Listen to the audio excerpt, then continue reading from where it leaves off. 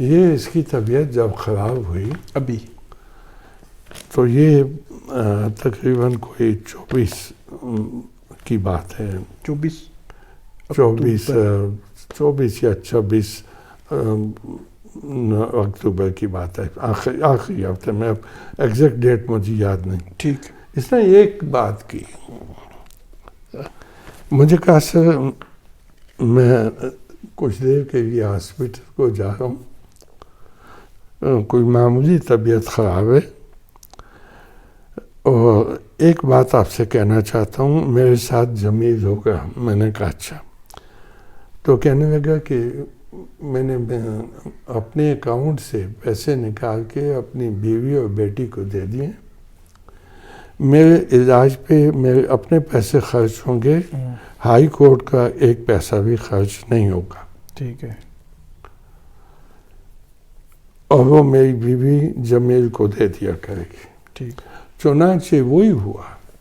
جب وہ فوت ہو گیا تو ہائی کورٹ والوں نے انسسٹ کیا کہ یہ انٹائٹل ہے، اس کے میڈیکل بل ہم پے کریں گے.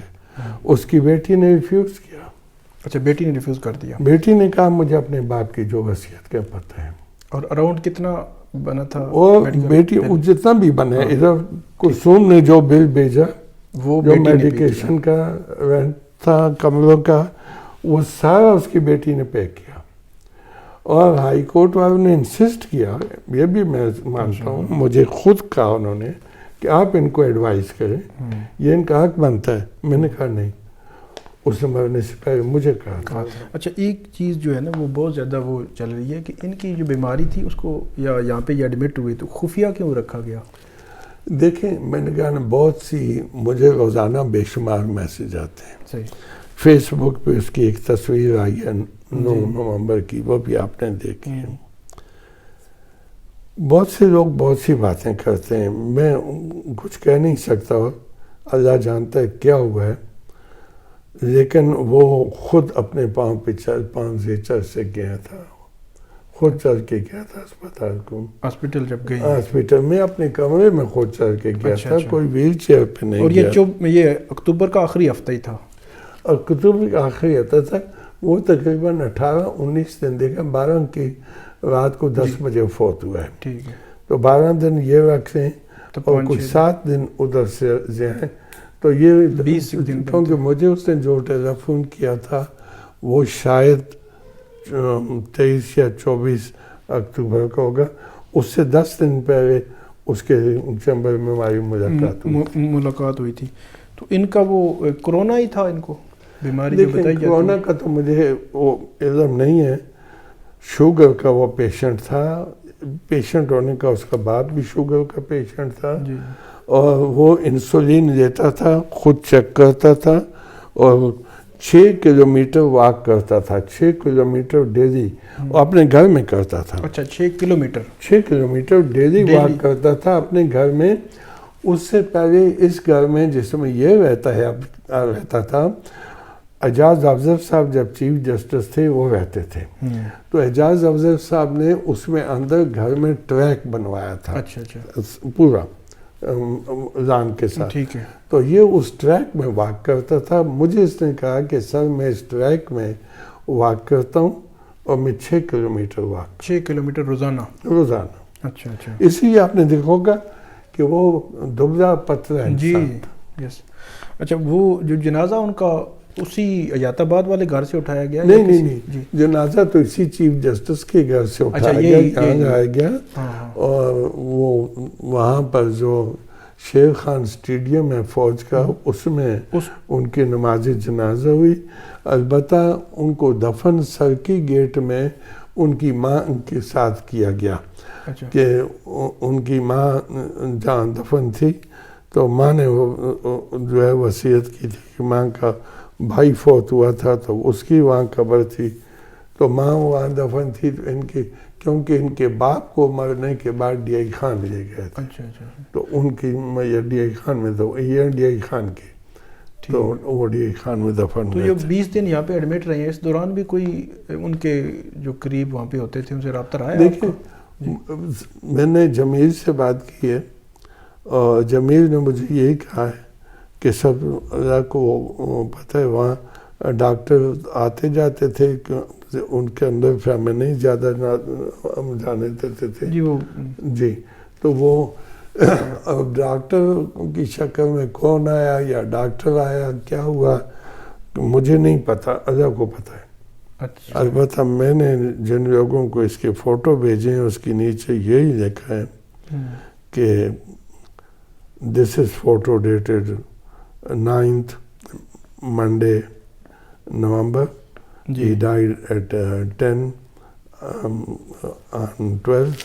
What happened in between Allah knows. میں نے بس اتنا ہی ہر ایک کو دیکھا۔ اس کا سٹیٹس کیا ہوگا جو پٹیشن ڈالی اس کا سٹیٹس؟ دیکھیں اس میں ایک ہماری ایک بات اس نے مجھے اور بھی بتائی تھی جی، اس کو آخری دنوں میں ایک میسج تھا یہ کہ اگر تم اپنی پٹیشن وڈرا کر دو تو تمہاری اپوائنٹمنٹ ہو جائے سپریم کورٹ میں۔ ٹھیک، تو انہوں نے مجھے یہ کہا تھا کہ سر میں وڈرا نہیں کروں گا۔ میں نے کہا کیوں؟ تو اس نے کہا کہ میں لیٹ ڈاؤن نہیں کروں گا کے پی بار کونسل کو، سندھ بار کونسل کو۔ ٹھیک ہے، ان کی پٹیشنیں میری پٹیشن کی سپورٹ میں آئی ہیں، تو یہ فیصلہ کر دیں جو کر۔ ایک اور امپارٹنٹ بات اس نے مجھے کہا تھا کہ اگر میں سپریم کورٹ میں میری اپوائنٹمنٹ ہو بھی جائے جی تو میں ان کے ساتھ نہیں بیٹھوں گا، میں ریزائن کر دوں گا۔ اچھا اپوائنٹمنٹ ہو جائے تب بھی نہیں بیٹھوں گا؟ یہ احمد خان کے سامنے ہی مجھے کہا، اس نے کہا سر میری وہ بات آپ کو یاد ہے احمد خان موجود تھا۔ صرف ایک اصول مطلب یہ ہے کہ اس نے کہا میں یہاں میں ریٹائر ہو جاؤں گا، خود والنٹری ریٹائرمنٹ لے لوں گا میں سپریم کورٹ میں، کیونکہ پھر یہ فیصلہ میں نہیں کروں گا، کوئی اور کرے گا کہ میں نے کس کے ساتھ بیٹھنا ہے، تو ان میں بہت سے ایسے ہیں جن کے ساتھ میں بیٹھنا پسند نہیں کرتا، یہ کہا۔ ان میں اب وہ کون ہیں یہ نام نہیں بیٹھا، لیکن یہ کہا کہ ان میں بہت سے ایسے ہیں جن کے ساتھ میں بیٹھنا پسند نہیں کرتا۔ آج سے 2 مہینے پہلے ستمبر میں ایک دن یہ اچانک کوئی 5 بجے کے قریب میرے دفتر میں آ گیا۔ میرے دفتر ناصر مینشن میں ہے، وہاں کچھ وکیلوں کو پتہ لگا وہ سب جمع ہو گئے میرے دفتر۔ تو اس نے ان کو کہا کہ آپ جائیں، میں اپنے استاد کے پاس آیا ہوں، کچھ دیر بیٹھنا چاہتا ہوں، چلے گا۔ جیب میں ہاتھ ڈالا اور اس نے چیک بک نکالی اور چیک بک میرے سامنے رکھی۔ میں نے کہا کیا ہے؟ اس نے کہا سر میری تنخواہ تقریباً کوئی 10,80,000 کے قریب بنتی ہے، میرا ٹوٹل خرچ 1,80,000 ہے، اس میں پرندوں کا، اس میں گھر میں پرندے رکھے ہوئے تھے، پرندوں کا شوقین تھا۔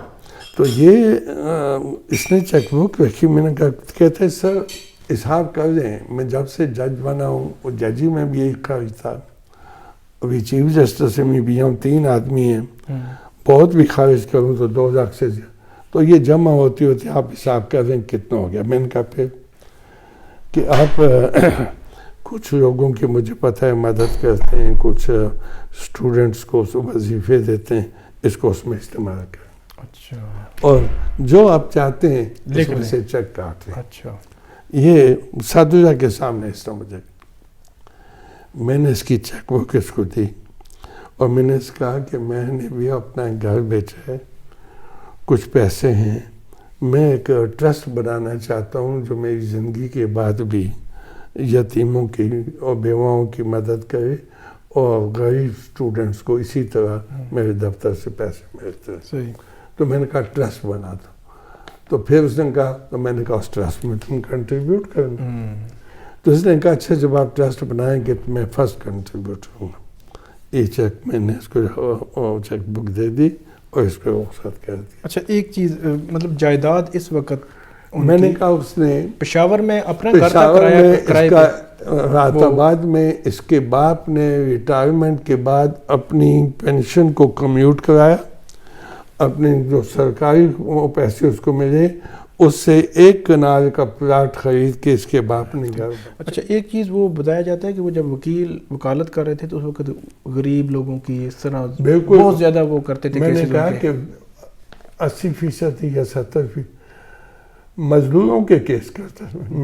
میرے پاس جب وہ تھا جی تو میں چونکہ اس زمانے میں سروس میٹر اور غریبوں کے اور لیبر کے کیس کرتا تھا زیادہ, ٹھیک ہے, تو انہوں نے اسی سے شروع کیا اور ان کی پریکٹس وہی رہی شروع میں جو میری تھی. صحیح ہے.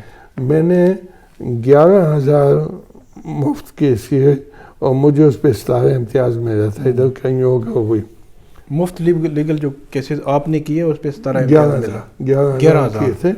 وہ میں نے 1998 تک کیے تھے, جس میں 23 مارچ 1999 کو مجھے اس میں ملا تھا 17 امتیاز. ٹھیک ہے, ٹھیک ہے, بہت شکریہ, بہت شکریہ.